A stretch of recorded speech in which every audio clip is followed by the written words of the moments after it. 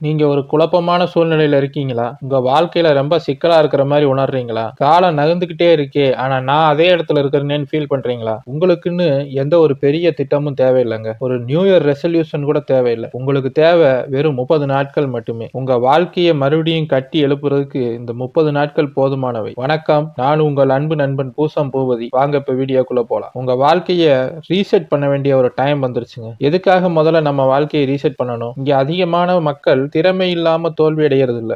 அவர் ஒரே மாதிரி வாழ்க்கையை வாழ்ந்துட்டு இருக்கறனால புதியவற்றை முயற்சி செஞ்சு பார்க்காதனால மட்டும்தான் தோக்குறாங்க. ஒரு ரீசெட் செய்யறது அப்படிங்கிறது உங்க வாழ்க்கையை மொத்தமா ஒரே நாள்ல மாத்திருமா அப்படின்னு கேட்டா இல்ல. ஆனா அது உங்க வாழ்க்கையை கொஞ்சம் கொஞ்சமா கட்டுப்பாட்டுக்குள்ள கொண்டு வர்றதுக்கு உதவும். ஒரு பழக்கம், ஒரு முடிவு, ஒரு நாள் அப்படிங்கறதுல ஆரம்பிச்சு கொஞ்சம் கொஞ்சமா மாற ஆரம்பிக்கும். ஒரு நாள் அது மிகப்பெரிய ஒரு உயரத்துக்கு வளர்ந்துருக்கும்.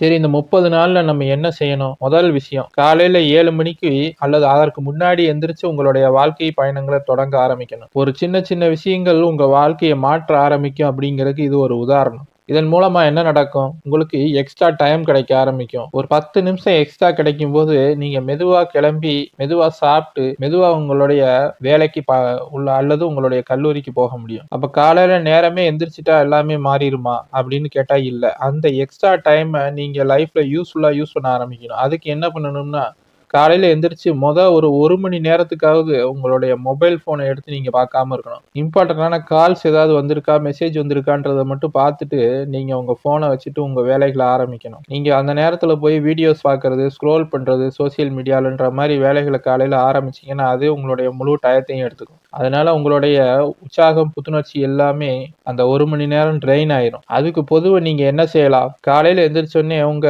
எனர்ஜி லெவல இம்ப்ரூவ் பண்றதுக்காக நீங்க எக்ஸர்சைஸ் பண்ணலாம்.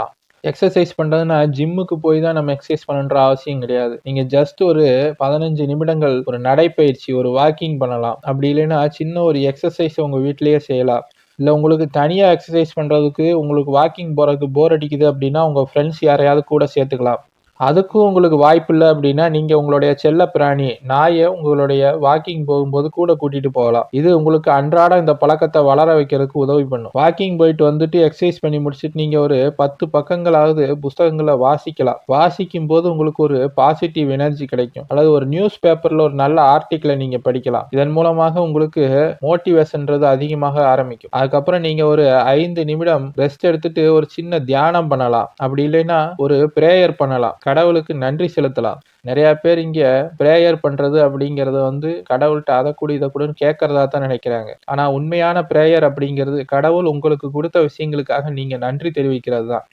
இந்த மாரி எளிமையான விஷயங்கள நீங்க செஞ்சுகிட்டு இருக்கும்போதே, உங்க வாழ்க்கையில தொடர்ந்து மாற்றங்கள் வருவத நீங்க பார்க்க ஆரம்பிக்கலாம். இதுக்கெல்லாம் எவ்வளங்க டைம் எடுக்க போது? காலையில எந்திரிச்சு உங்களுக்காக நீங்க ஒரு 15 நிமிடம் வாக்கிங் போறீங்க. ஒரு 5, 6 பக்கங்கள் புஸ்தகங்கள்ல படிக்கிறீங்க. அதற்கப்புறம் நீங்க ஒரு 2 நிமிஷம் தியானம் பண்றீங்க. இதுக்கெல்லாம் மொத்தமே ஒரு 1/2 மணி நேரம் கூட தேவைப்படாது. உங்களுக்காக நீங்க காலையில இந்த 1/2 மணி நேரத்த ஒதுக்குனீங்கனாலே, உங்களுடைய வாழ்க்கையில கொஞ்சம் கொஞ்சமா முன்னேற்றம் வருவத பார்க்க முடியும். ஏன்னா, நீங்க டெய்லியும் காலையில இந்த விஷயங்கள செய்யும்போதே, நீங்க ஒரு சக்சஸ ஸ்டார்ட் பண்ணி வைக்கிறீங்க. ஒரு வண்டிய ஸ்டார்ட் பண்ணி வச்ச மாரி, மார்னிங்கே நீங்க எந்திரிச்சு அதிகாலையிலே இந்த விஷயத்த ஸ்டார்ட் பண்ணி வைக்கும்போது, அன்றைய தினம் உங்களுக்கு ரொம்ப உற்சாகமாகவும், ஒரு வெற்றிகரமான ஒரு நாளாகவும் மாறும். இந்த 30 நாள்ல நீங்க ஒரு பூரணமான ஒரு மாற்றத்தை அடைந்திருக்க மாட்டீங்க. ஆனா, நீங்கள் நிச்சயம் முன்னேறி இருப்பீர்கள். தெளிவான ஒரு எண்ணம், உற்சாகமான பழக்கவழக்கங்கள் இது எல்லாமே வாழ்க்கை உங்க கட்டுப்பாட்டுல தான் இருக்கு. லைஃப்ப நம்மளால லீட் பண்ணிட்டு போ முடியும். நம்மனால இன்னும் வளர முடியும் அப்படின்ற எண்ணத்த உங்களுக்கு அதிகமாக்கிக்கிட்டே போகும். நீங்க யாரையும் எதிர்பார்க்க வேணாம். உங்க வாழ்க்கையில நீங்க தான் ஹீரோ. அதனால இன்னைக்கே தொடங்குங்க. உங்களுடைய நாட்களை கட்டி அமையுங்கள். இதுதான் அதுக்கான சரியான டைம். உங்க வாழ்க்கையை ரீசெட் செய்யுங்க. அடுத்த 30 நாட்கள்ல உங்களுடைய மாற்றத்த பாருங்க. மற்றவர்கள் ஆச்சரியப்படும் வகையில நீங்க வளர்ந்திருப்பீங்க. உங்களுக்கான ஒரு சிறப்பான எதிர்காலம் காத்துக்கிட்டு இருக்கு. சரிங்க. வீடியோ பிடிச்சிருந்துச்சுன்னா லைக் பண்ணுங்க. உங்களுடைய கருத்துக்கள கமெண்ட்ல சொல்லுங்க. மேலும் இது போன்ற வீடியோக்களுக்கு நம்ம சேனல சப்ஸ்கிரைப் பண்ணிக்கங்க. நன்றி. வணக்கம்.